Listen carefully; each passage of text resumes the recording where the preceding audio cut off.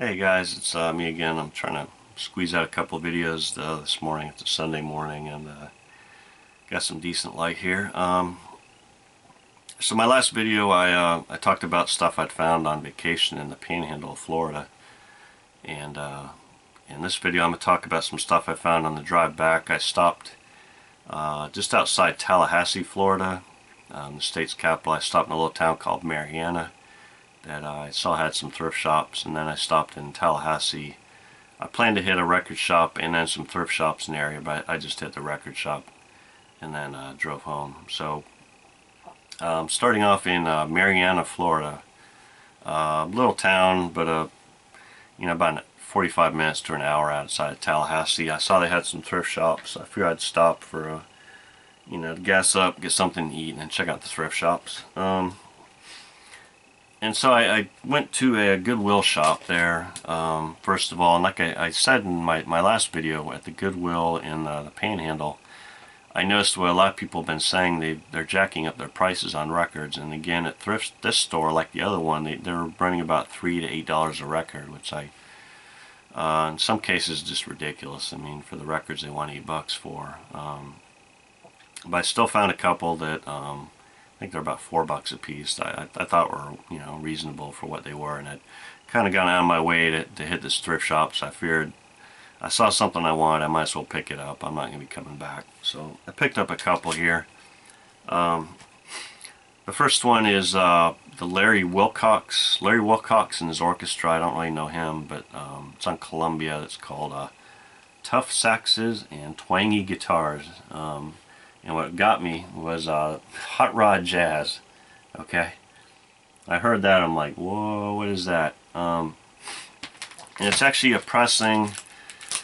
This is originally pressed in 1964 in Columbia, and this is some kind of the repress of the Columbia Special Products repress. But the back cover, it's kind of cool. It's got some hot rods.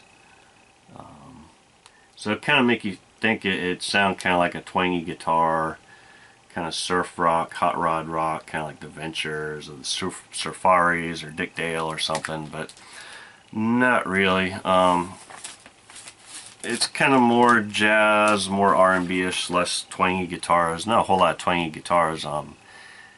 Let's see, you got Bobby Scott on organ, Billy Mitchell, and Joe Farrell on sax. I recognize Joe Farrell from his CTI recordings. Joe Newman on trumpet, kind of like a swing jazz trumpet player. And then what really caught my eye was Jimmy Rainey on guitar. I'd seen his name before. I know he recorded an album or two for Prestige Records and was kind of a bigger name in jazz guitar players. So I was excited to pick it up. It's not. You don't really hear a whole lot of guitar on it. I was hoping to hear like a lot of big sound, twangy guitar, but I didn't really hear much. Hear much Jimmy Rainey on this. It's more sax.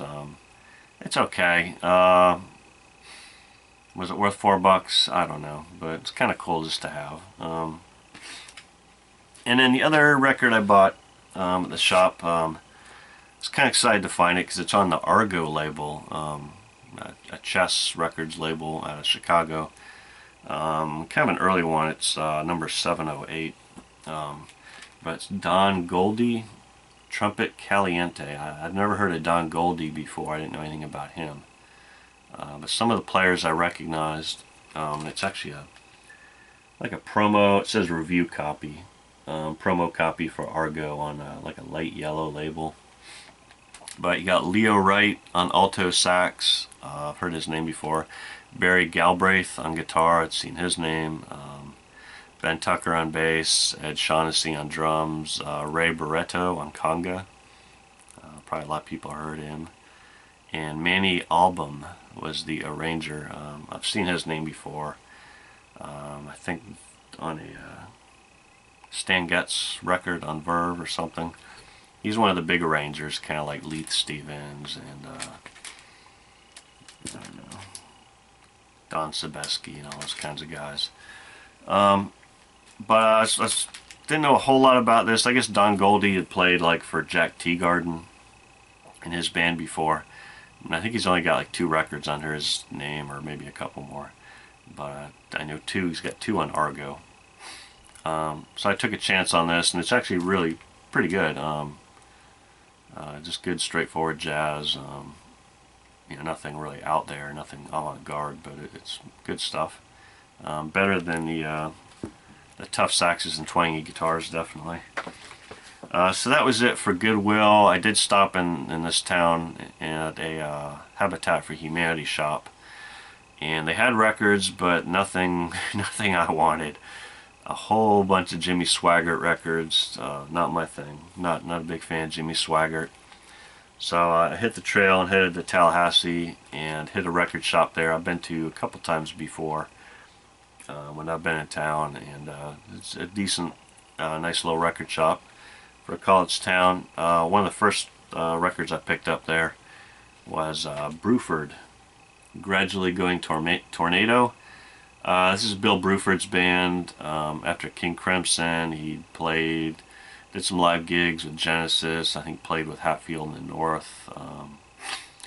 Played around with some different people, and then was in a group called UK with John Wetton of King Crimson and Alan Holdsworth and Eddie Jobson.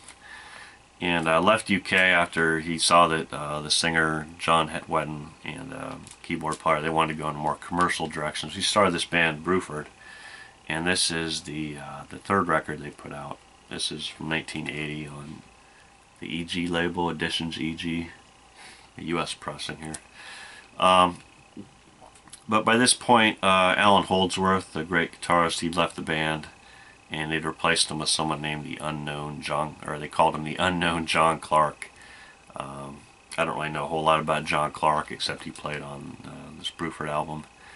But he sounds a lot like Alan Holdsworth, and Jeff Berlin, the bass player on this, actually sings through most of this record, and he's not a horrible singer. It's listenable. Sometimes the singing can ruin the album for me, but it's alright. It's some really good playing on this, so I was happy to pick this up. This is a little pricey, it's $8, but I don't know if I had this one as a teenager. I used to collect all the Yes solo type stuff, and the Bruford stuff I really liked because it was more out there than a lot of the other Yes stuff. It got farther away from the Yes sound. And then picked up some jazz, of course. Something that caught my eye right away, it was cheap, was a Fantasy Records issue. This is the Brothers Sandol. Never heard of them before. This is subtitle like Modern Jazz or Modern Music from Philadelphia, and took a chance on it. It's an early Fantasy 12-inch LP pressing. Took a chance on it. It's actually pretty good. It's got some big names: Art Farmer on trumpet, Teo Macero on tenor sax, who of course was the producer on some of the big Miles Davis recordings, like In a Silent Way. But he played tenor sax as well, and he's on this. Milt Hinton on bass. And the guitar player, the two brothers, the guitar player Dennis Sandol, didn't record a whole lot, but he was, as well as a guitar player, he was a teacher, and had some big name students in Philadelphia, I guess, is where he's from. But some big name students, including, from what I read, John Coltrane, and James Moody, a couple sax players, trumpet players. He taught Art Farmer, who plays on this, and Randy Brecker from the Brecker Brothers, Matthew Shipp, kind of a more modern jazz piano player, on guitar, Jim Hall and Pat Martino. So taught a lot of big name musicians. So that's pretty cool. And it's good stuff. Listened to it when I got home, cleaned it up and listened to it. It's pretty good. Always happy to have an old fantasy record in the collection. And then a couple off the RCA Victor label. Some early 50s RCA jazz. This is Tony Scott, the Tony Scott Septet. Scott's Fling. This is from 55. So you got Tony Scott on clarinet, Billy Byers on trombone, Milt Hinton and O.C. Johnson on bass and drums. kind of a classic rhythm section from that time period.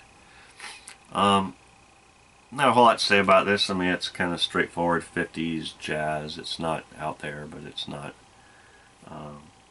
really swing jazz. I mean, it's kind of getting in a more modern sound, but I like this. And then another one on RCA from a year earlier, and you can kind of see in the label there, it's got a slightly different label. I don't think I'd seen the RCA Victor label like that before. This is the Donnie Eliot Quintet. Donnie Eliot Quintet. He's plays vibes and I think trumpet as well. But you've got let's see, Joe Puma on guitar. I've seen his name before. Not a whole lot of other people I'm familiar with. But again, kind of more of a straightforward jazz. Nothing too out there, but not really like the old. It's not big band, it's not swing, it's kind of in between, you know, just bop, I guess. So that was pretty cool.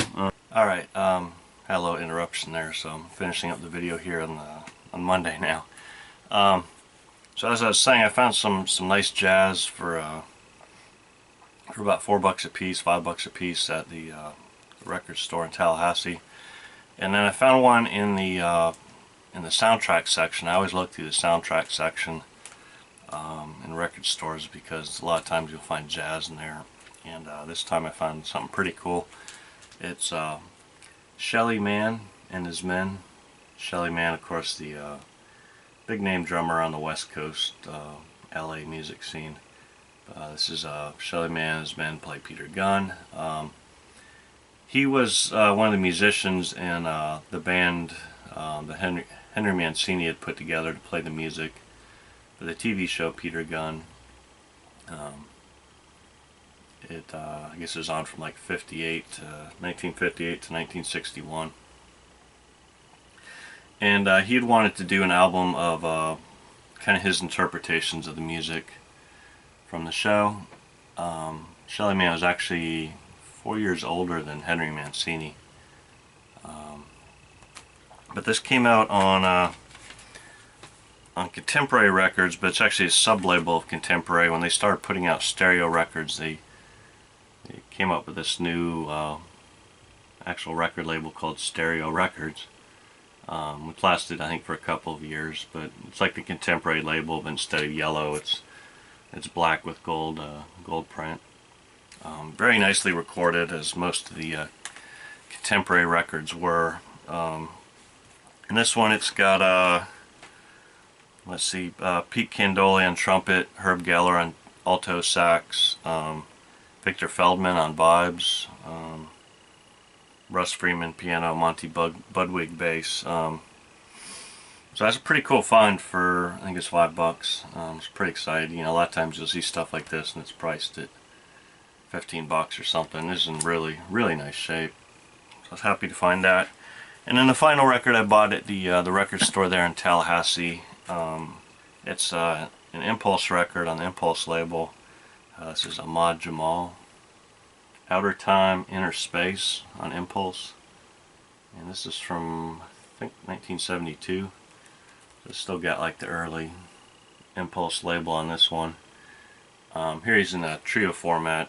Can't remember who the other musicians were off the top of my head, but he actually plays a little bit of electric piano on this. So that was kind of a nice find. This is a little more expensive, but I always pick up Impulse records if I see them, if they're not super expensive. So that's what I found in Marianna, Florida, and Tallahassee at the record shop there. Thanks for watching. Thanks for you folks who've subscribed. I appreciate it. And of course, thanks for any comments. And I'll see you next time.